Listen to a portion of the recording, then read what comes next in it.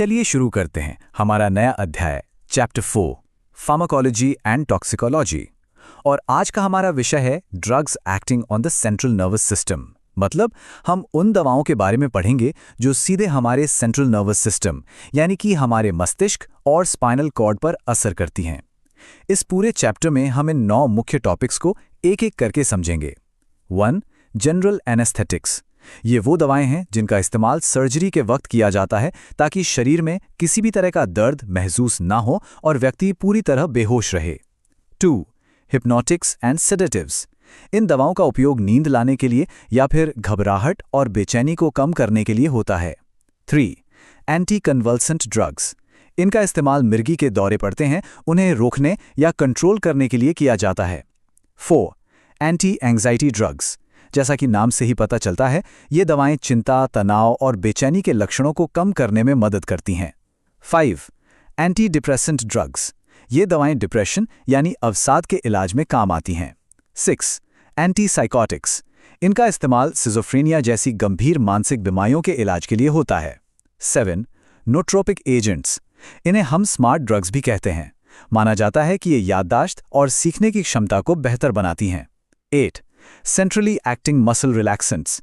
ये वो दवाएं हैं जो मांसपेशियों में होने वाली ऐंठन और जकड़न से राहत देती हैं। 9. Opioid analgesics. और आखिर में ये बहुत शक्तिशाली दर्द निवारक दवाएं हैं जिनका उपयोग आमतौर पर बहुत तेज और गंभीर दर्द में किया जाता है। तो सबसे पहले विषय से शुरू करते हैं जो है 1. General anaesthetics. आइए सबसे पहले इसकी परिभाषा देखते हैं। General anesthetics are drugs which produce reversible loss of all sensation and consciousness. इसका मतलब यह है कि जनरल एनेस्थेटिक्स ऐसी दवाएं होती हैं जो अस्थायी तौर पर यानी कुछ समय के लिए शरीर की सारी संवेदनाओं और चेतना को खत्म कर देती हैं। यहाँ रिवर्सिबल शब्द बहुत जरूरी है, जिसका मतलब है कि दवा का असर खत्म होने पर मरीज वापस पूरी तरह से होश में आ जाता है। अब इसके कार्डिनल फीचर्स यानी इसकी मुख्य विशेषताएं क्या हैं? Loss of all sensation specially pain. मतलब शरीर में किसी भी तरह की सेंसेशन, खासकर दर्द का एहसास पूरी तरह खत्म हो जाता है। Sleep unconsciousness and amnesia. इसका मतलब है कि मरीज एक गहरी नींद जैसी बेहोशी की हालत में चला जाता है और उस दौरान जो कुछ भी होता है उसे बाद में कुछ भी याद नहीं रहता। Immobility and muscle relaxation. यानी शरीर बिल्कुल भी हिलडुल नहीं पाता और सारी मांसपेशियां पूरी तरह से शिथिल या रिलैक्स हो जाती हैं। Abolition of somatic and autonomic reflexes. इसका अर्थ है कि शरीर की जो सामान्य और अपने आप होने वाली प्रतिक्रियाएं हैं वो भी रुक जाती हैं। अब देखते हैं स्टेज ऑफ जनरल एनेस्थेटिक्स। ये दवाएं सेंट्रल नर्वस सिस्टम को धीरे धीरे दबाती हैं और ये प्रक्रिया 4 चरणों में होती है। Stage 1 analgesia state. ये पहला चरण है। इसमें मरीज होश में तो रहता है लेकिन उसे दर्द का एहसास होना बहुत कम हो जाता है। Stage 2 delirium stage. दूसरे चरण में मरीज बेहोश हो जाता है और उसकी सांसें अनियमित हो सकती हैं। Stage 3 surgical anaesthesia. सर्जरी के लिए यह सबसे सही स्टेज है। इसमें मांसपेशियां पूरी तरह ढीली पड़ जाती हैं और मरीज की एयरवे को प्रोटेक्ट करने की अपनी क्षमता भी खत्म हो जाती है। Stage 4 medullary depression. ये एक बहुत ही खतरनाक चरण है। इस स्लाइड में हम समझेंगे कि एक आदर्श एनेस्थेटिक में क्या-क्या गुण होने चाहिए और इन्हें कैसे वर्गीकृत किया जाता है। सबसे पहले properties of an ideal anaesthetic.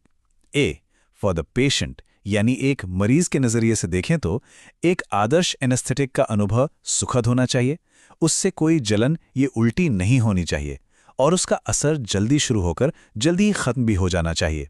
B for the surgeon, यानी एक सर्जन के लिए क्या जरूरी है? जरूरी है कि दवा से दर्द का एहसास पूरी तरह खत्म हो, मरीज स्थिर रहे, उसकी मांसपेशियां ढीली हों और सबसे जरूरी वो दवा ज्वलनशील या विस्फोटक ना हो। सी फॉर द एनेस्थेटिस्ट, मतलब जो डॉक्टर एनेस्थीसिया दे रहा है उसके लिए दवा का इस्तेमाल करना आसान होना चाहिए। उसका मार्जिन ऑफ सेफ्टी बड़ा होना चाहिए ताकि मरीज का ब्लड प्रेशर और हार्ट रेट स्थिर रहे। साथ ही दवा शक्तिशाली हो ताकि कम मात्रा में ही काम करे और बेहोशी की गहराई को आसानी से कम ज्यादा किया जा सके। और हाँ, दवा सस्ती और स्टोर करने में आसान भी होनी चाहिए। अब देखते हैं क्लासिफिकेशन ऑफ जनरल एनेस्थेटिक्स। इन्हें मुख्य रूप से 2 तरीकों से दिया जाता है। इनहेलेशनल, यानी जिन्हें सूंघकर दिया जाता है, और पेरेंटेरल इंट्रावेनस, यानी जिन्हें इंजेक्शन के जरिए सीधे नसों में दिया जाता है। इनहेलेशनल में 2 तरह के होते हैं, गैस जैसे नाइट्रस ऑक्साइड और वोलेटाइल लिक्विड्स यानी वाष्पशील तरल जैसे हेलोथेन और सिवोफ्लोरेन। पेरेंट्रल में भी दो तरह के हैं, फास्ट एक्टिंग ड्रग्स जो बहुत तेजी से काम करती हैं जैसे प्रोपोफोल, और स्लोअर एक्टिंग ड्रग्स जो धीरे धीरे काम करती हैं जैसे बेंजोडाइजीन्स और केटामाइन। इस पीले नोट पर ध्यान दें, गैस का एक अच्छा उदाहरण है नाइट्रस ऑक्साइड और वोलेटाइल लिक्विड का उदाहरण है हेलोथेन।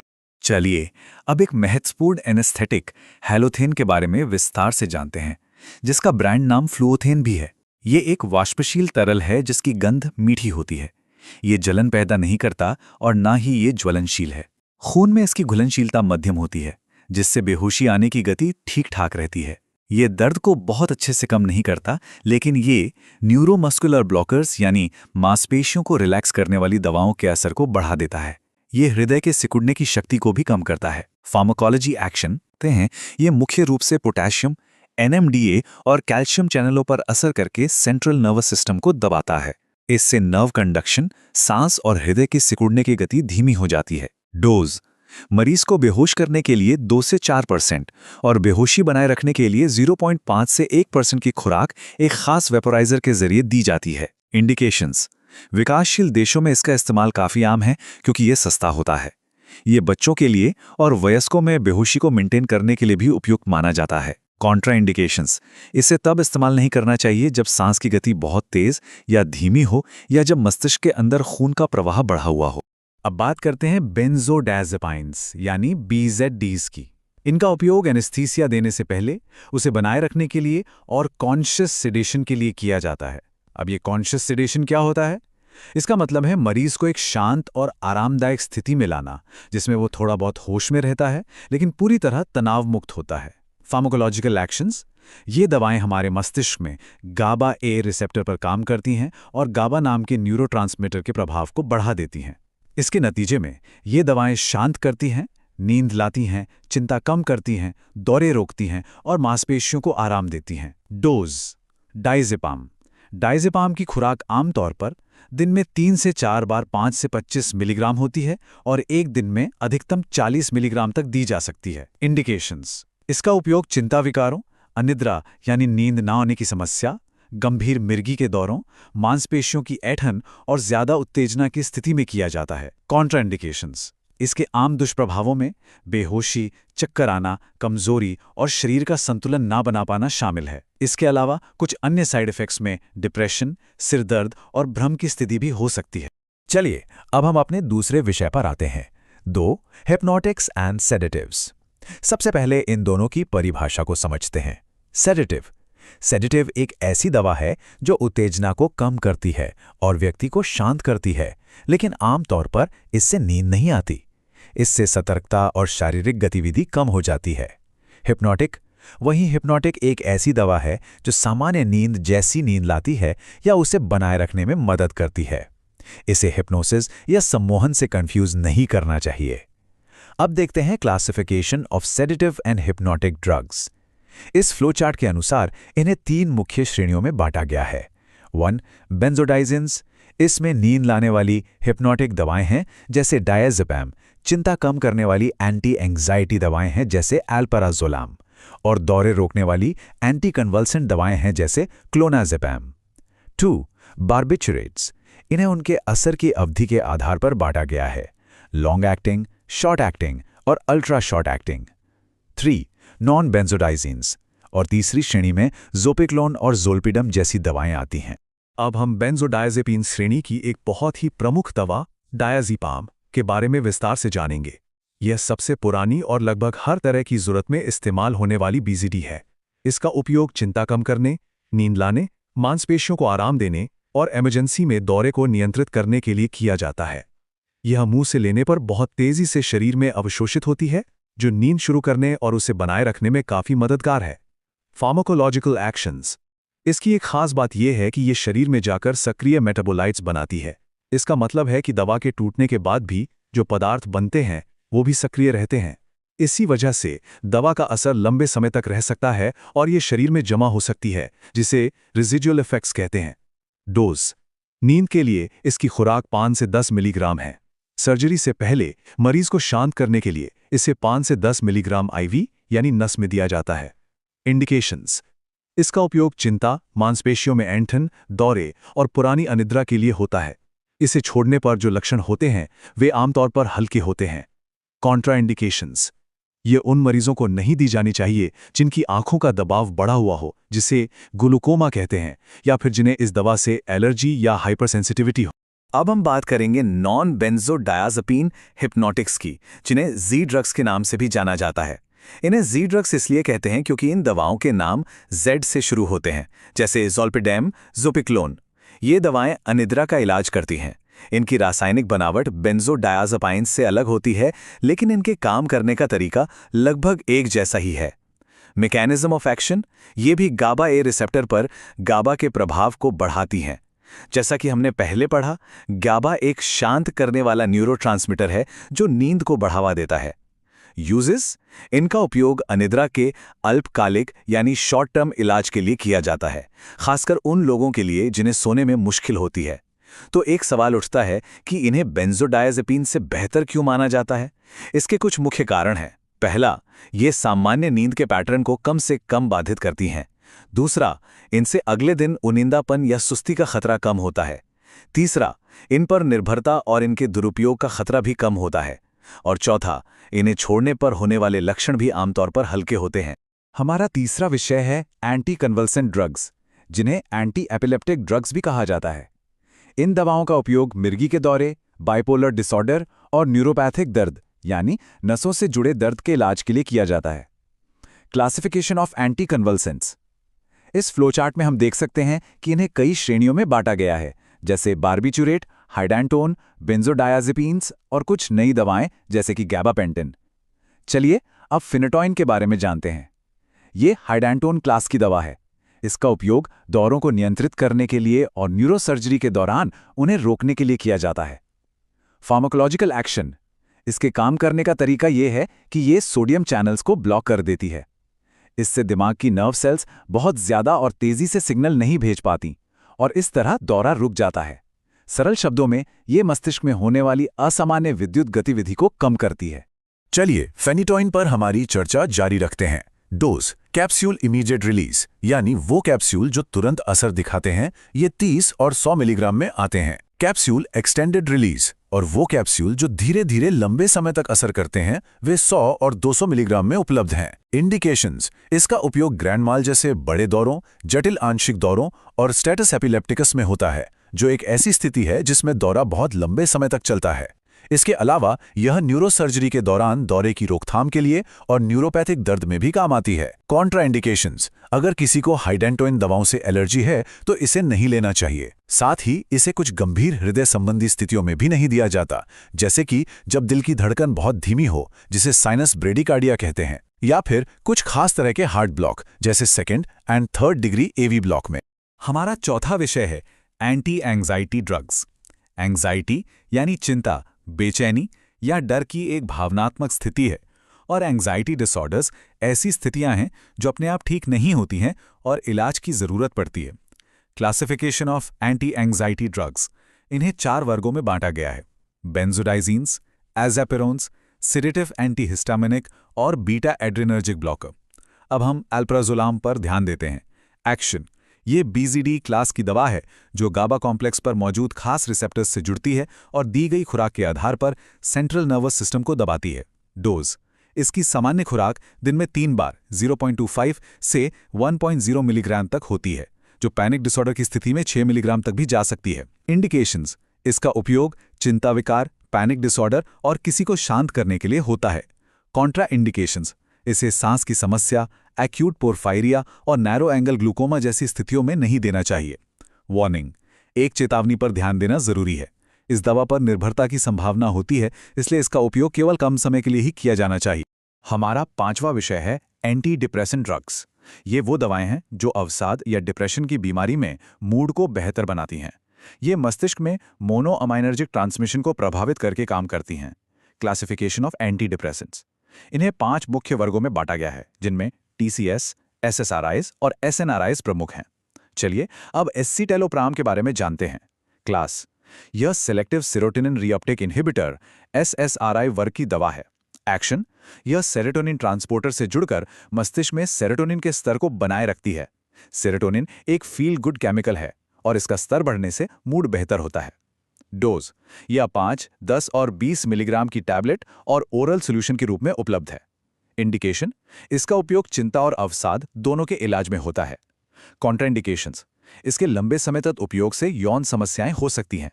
अनिद्रा या बेहोशी भी इसके कुछ दुष्प्रभाव हो सकते हैं। छठा विषय है एंटीसाइकोटिक्स, जिन्हें न्यूरोलेप्टिक्स भी कहा जाता है। ये दवाएं साइकोसिस का प्रबंधन करती हैं। साइकोसिस एक ऐसी मानसिक स्थिति है जिसमें भ्रम यानी झूठे विश्वास और मतिभ्रम यानी ऐसी चीजें दिखना या सुनाई देना जो असल में नहीं है जैसी समस्याएं होती हैं। सिजोफ्रेनिया भी इसी में शामिल है। क्लासिफिकेशन ऑफ एंटीसाइकोटिक्स न्यूरोलेप्टिक्स, जैसा कि आप फ्लो चार्ट में देख सकते हैं, इन्हें 4 मुख्य वर्गों में बांटा गया है। अब हम क्लोरोप्रोमाजीन के बारे में जानते हैं। यह एक टिपिकल एंटीसाइकोटिक है जो फिनोथियाजीन क्लास से संबंधित है। इसका मुख्य एक्शन D2 रिसेप्टर्स को ब्लॉक करना है और यही इसके एंटीसाइकोटिक प्रभाव का कारण है। इसका इस्तेमाल मुख्य रूप से सिजोफ्रेनिया, बाइपोलर डिसऑर्डर और तीव्र उत्तेजना को नियंत्रित करने में होता है। ये लीवर में मेटाबोलाइज होती है और टैबलेट, सिरप और इंजेक्शन के रूप में आती है। इसे कुछ स्थितियों जैसे ब्रेस्ट कैंसर या बोन मैरो डिप्रेशन में नहीं देना चाहिए। हमारा 7वां विषय है न्यूट्रोपिक एजेंट्स, जिन्हें स्मार्ट ड्रग्स भी कहा जाता है। ये दवाएं सीखने की प्रक्रिया और याददाश्त को सुविधाजनक बनाती हैं और डिमेंशिया जैसी संज्ञानात्मक कमियों को रोकने में मदद कर सकती हैं। क्लासिफिकेशन ऑफ न्यूट्रोपिक एजेंट्स, इन्हें कोरिनर्जिक एक्टिवेटर्स, सेरोटोनर्जिक्स, डोपामिनर्जिक और अन्य श्रेणियों में वर्गीकृत किया गया है। चलिए अब फिनिलेथैलेमीन PEA को देखते हैं। एक्शन, ये पदार्थ हमारे शरीर में प्राकृतिक रूप से भी पाया जाता है और न्यूरोट्रांसमिशन को नियंत्रित करता है। डोज, इसकी सामान्य खुराक दिन में 3 बार तक 500 मिलीग्राम है। एक ज़रूरी बात, अगर कोई MAOI दवा ले रहा है तो इसकी खुराक कम रखनी चाहिए। इंडिकेशन, इसका उपयोग अवसाद, चिंता, न्यूरोप्रोटेक्शन और ADHD में किया जाता है। कॉन्ट्राइंडिकेशन, इसके संभावित दुष्प्रभावों में सिरदर्द, हृदय की समस्याएं, कंपकपी और भ्रम शामिल हैं। और जैसा कि नोट में लिखा है, स्मार्ट ड्रग्स को ही न्यूट्रोपिक्स कहते हैं। हमारा 8वां विषय है सेंट्रली एक्टिंग मसल रिलैक्सेंट्स। इन्हें स्पैज़मोलिटिक्स भी कहते हैं। ये दवाएं चेतना पर कोई खास असर डाले बिना सेंट्रल नर्वस सिस्टम के जरिए मांसपेशियों की टोन और ऐंठन को कम करती हैं। Classification of centrally acting muscle relaxants, इन्हें बार्बिचुरेट्स, बेंजोडायाज़ेपिन्स और गाबा डेरिवेटिव्स जैसे वर्गों में बांटा गया है। फार्माकोलॉजिकल एक्शंस, ये दवाएं 3 तरीकों से काम करती हैं: CNS को दबाकर, उत्तेजक मार्गों को रोककर और गाबा जैसे निरोधात्मक यानी शांत करने वाले मार्गों को बढ़ाकर। स्पेसिफिक ड्रग्स, बैक्लोफेन गाबा B रिसेप्टर्स पर काम करता है, साइक्लोबेंजेप्रिन ब्रेन स्टेम पर काम करता है और टिजेनिडीन एक अल्फा-2 एड्रिनर्जिक एगोनिस्ट है। इंडिकेशंस, इनका उपयोग मांसपेशियों में ऐंठन, स्पैस्टिसिटी और दर्द से राहत पाने के लिए होता है। कॉन्ट्राइंडिकेशंस, टिजेनिडीन का उपयोग गंभीर लिवर की बीमारी में नहीं करना चाहिए, बैक्लोफिन का गंभीर किडनी की बीमारी में और साइक्लोबेंजेप्रिन का MAO इन्हिबिटर्स के साथ उपयोग नहीं करना चाहिए। और अब हम अपने अंतिम विषय पर आते हैं। 9 ओपियोइड एनाल्जेसिक्स। ओपियोइड्स अफीम के पौधे पैपावेर सोम्निफेरम से प्राप्त होते हैं। क्लासिफिकेशन ऑफ ओपियोइड एनाल्जेसिक्स, इन्हें 3 मुख्य वर्गों में बांटा गया है। नेचुरल ओपियम एल्कोलॉइड्स जैसे कि मॉर्फिन, सेमी सिंथेटिक ओपियोइड्स जैसे हेरोइन और सिंथेटिक ओपियोइड्स जैसे ट्रामाडोल। चलिए अब मॉर्फिन पर ध्यान केंद्रित करते हैं। एक्शन, यह एक ओपिएट नार्कोटिक दर्द निवारक है। इसका काम करने का तरीका यह है कि यह दर्द के सिग्नल को दिमाग तक पहुंचने से रोकती है और दर्द के प्रति हमारी जो भावनात्मक प्रतिक्रिया होती है उसे भी बदल देती है, जिससे दर्द कम महसूस होता है। डोज, यह टैबलेट और इंजेक्शन के रूप में अलग अलग खुराकों में उपलब्ध है। इंडिकेशन, इसका उपयोग पुराने, मध्यम से गंभीर दर्द, सीने में दर्द और गठिया के दर्द के लिए होता है। कॉन्ट्राइंडिकेशन, इसके आम दुष्प्रभावों में जी मिचलाना, उल्टी, कब्ज और चक्कर आना शामिल हैं। नोट में यह भी बताया गया है कि कोडीन और हेरोइन जैसी दवाएं भी परीक्षा के दृष्टिकोण से महत्वपूर्ण हैं। तो इस अध्याय में हमने केंद्रीय तंत्रिका तंत्र पर काम करने वाली 9 प्रमुख दवा वर्गों को समझा, एनेस्थेटिक्स से लेकर ओपियोइड्स तक। ये सभी दवाएं बेहद शक्तिशाली हैं। ये हमारी चेतना, हमारी मनोदशा और हमारी धारणा को बदलने की क्षमता रखती हैं। और यहीं से एक बहुत महत्वपूर्ण सवाल सामने आता है, इन शक्तिशाली दवाओं का जिम्मेदारी से उपयोग कैसे सुनिश्चित किया जाए, ये एक ऐसी जिम्मेदारी है जिसे डॉक्टरों, मरीजों और समाज हम सभी को मिलकर समझना होगा और निभाना होगा।